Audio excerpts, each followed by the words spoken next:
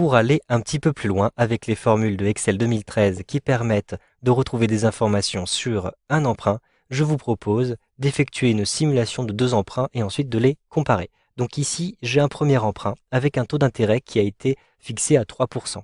Ensuite, j'ai emprunté ici sur 10 ans et j'ai emprunté une somme de 20 000 euros.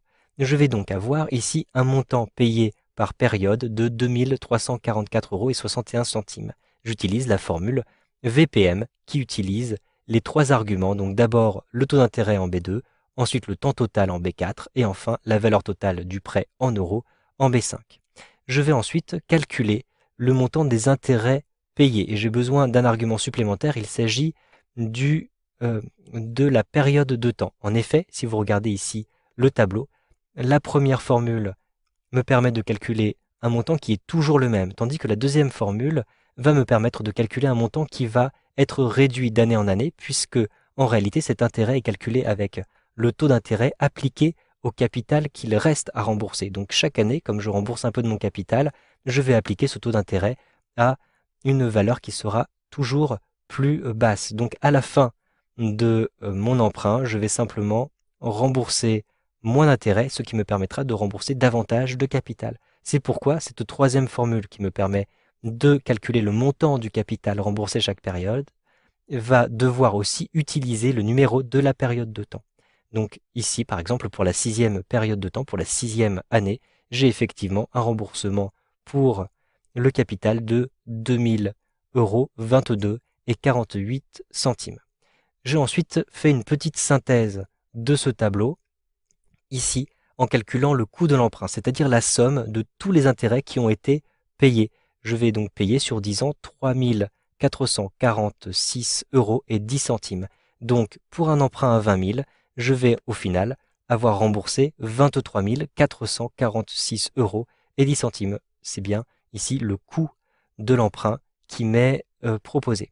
Donc, je vais maintenant copier et coller ce tableau en dessous pour modifier les différentes valeurs. Je vais toujours garder un taux d'intérêt à 3%, mais cette fois-ci, je vais calculer un temps total de 15 années. Je vais effectuer mon emprunt sur 15 ans et je vais emprunter un petit peu plus, mettons par exemple 30 000 euros. Donc ici, je vais rentrer 30 000 euros et j'appuie sur la touche Entrée. Les calculs sont automatiquement faits ici et là.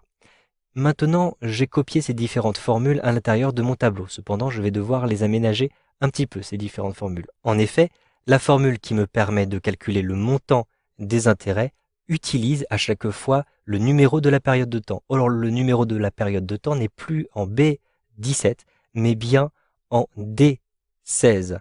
Et lorsque je vais automatiser, il va récupérer à chaque fois l'année qui se trouve à l'intérieur de cette colonne-ci. Donc, je vais remplacer B17 à l'intérieur de cette formule par D16.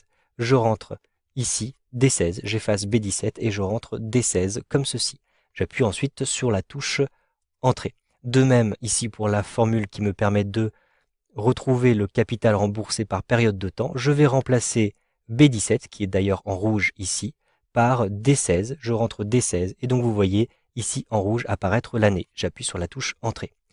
Je vais donc pouvoir automatiser verticalement et donc il va me récupérer à chaque fois l'année à l'intérieur de cette colonne. Cependant, je ne souhaite pas décaler vers le bas les différentes références qui sont faites à l'intérieur de ce premier tableau. Donc, toutes les références B vont être bloquées verticalement pour que cela puisse fonctionner. Je vais donc bloquer les chiffres. Ici, je rentre $1. Je rentre $1 devant 18 et à nouveau $1 devant 19. J'appuie sur la touche Entrée. Je vais faire exactement la même manipulation. Donc, juste derrière B et devant 16, 18 et 19, je vais bloquer ces différents éléments. Et enfin, dans la dernière formule, je vais aussi bloquer ici le 16, le 18 et le 19. Cependant, je ne vais pas bloquer le D16 qui apparaît en rouge puisque je souhaite bien sûr l'automatiser ici.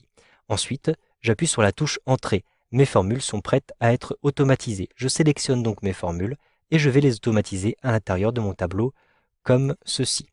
J'ai donc, vous le voyez, un calcul qui a été fait et automatiquement, je vais pouvoir me rendre compte pour chaque période de temps, pour chaque année, combien je vais rembourser d'intérêt et combien je vais rembourser de capital. Maintenant, je souhaite calculer le coût de l'emprunt pour ce deuxième emprunt-ci. Je vais donc rentrer ici le signe égale et ensuite la formule somme.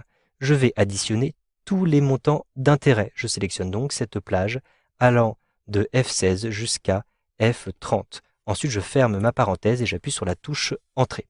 Je vais maintenant ici rentrer aussi le coût total, le montant payé total. Donc, je rentre à nouveau la formule somme et je vais sélectionner cette fois-ci cette colonne-ci allant de E16 à E30. Je ferme ma parenthèse et j'appuie sur la touche Entrée.